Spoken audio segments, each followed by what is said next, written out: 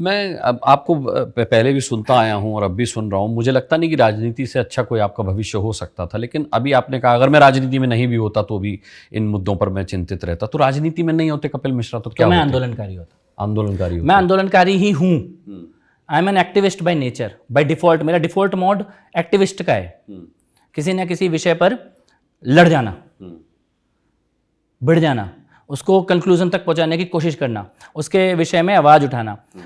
आज सौभाग्य से हम लोगों के पास इस देश में एक ऐसा नेतृत्व है जो कि क्रिएटिव पॉजिटिव आंदोलन के रूप में है। जैसे कि दुनिया भर में गंदगी की बात होती थी भारत में, लेकिन आज स्वच्छता का एक आंदोलन बन गया।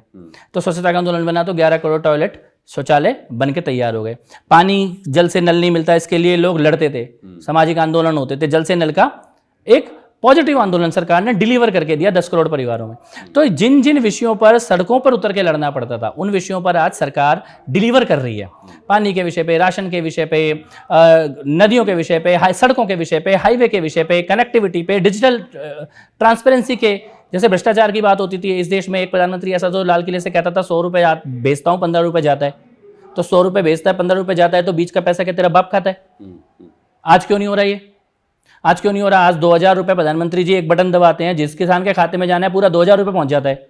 तो इन्हीं विषयों पे तो आंदोलन होते थे। लेकिन वो 2000 रुपये की वैल्यू है तो 15 रुपये की जैसी सिलेंडर इतना महंगा हो गया। नहीं, जिसके लिए 15 रुपये की वैल्यू है वो आप कह सकते होगे, लेकिन वो किसान नहीं कह रहा ये 15 रुपये के बराबर है। आपको ये देखना होगा कि किसके पास जा रहा है, और उसके लिए 15 रुपये से 2000 रुपये की वैल्यू उसको मालूम है अनुराग भाई।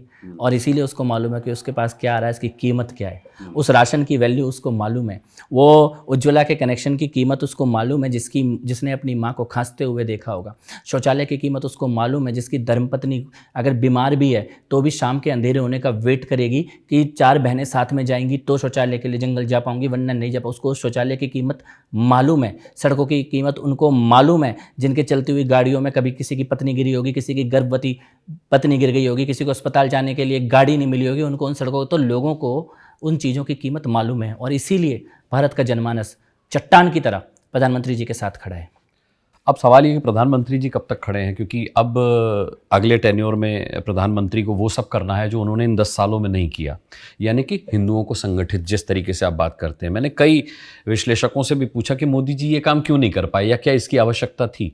मैंने आपके ऐप पर भी आपसे पूछना चाहा कि आपने जो ऐप बनाया है हिंदू इकोप के ऊपर, वो क्या कहता है, ऐसी क्या आवश्यकता है जो आप लोग हिंदुओं को संगठित कर रहे हैं? मैं तो आपको बताता हूं, क्या आप असुरक्षित हैं? ऐसा भी नहीं है। नहीं, ऐसा भी नहीं है। कहना तो बहुत ही आसान है, अच्छा, है ना। तो अगर अफगानिस्तान में नहीं बचे, जहाँ पाकिस्तान, रावलपिंडी में नहीं बचे, कराची में नहीं बचे, ढाका में नहीं बचे, लाहौर में नहीं बचे, नहीं वहाँ नहीं बहुसंख्यक क्यों नहीं थे? 1947 से पहले नहीं थे क्या? 1935 में नहीं थे क्या? भगत सिंह कहाँ पे थे?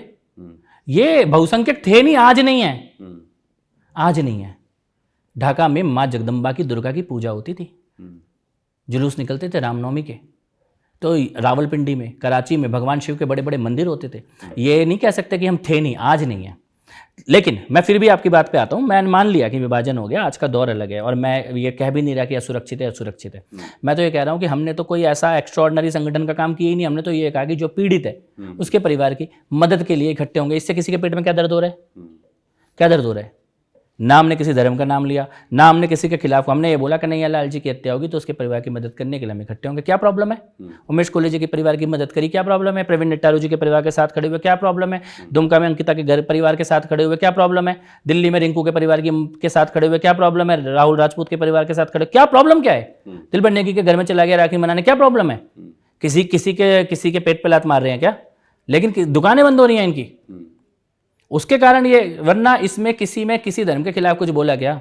अपनी सड़क खुलवाने को बोला तो किसी के धर्म के खिलाफ बोला? किसी का धर्म सड़क से जुड़ कैसे गया?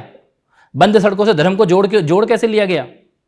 तो मेरे को ये लगता है कि जबरदस्ती शांतिपूर्ण कार्यों को, जिन कार्यों को करने की सराहना होनी चाहिए, उसको भी आप कटघरे में खड़ा करने की कोशिश कर रहा है इस देश का एक वर्ग।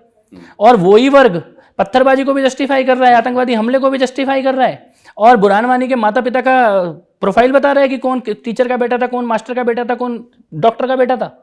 तो ये दो तराजू तो चलेंगे नहीं इस देश में, चलने नहीं दिए जाएंगे।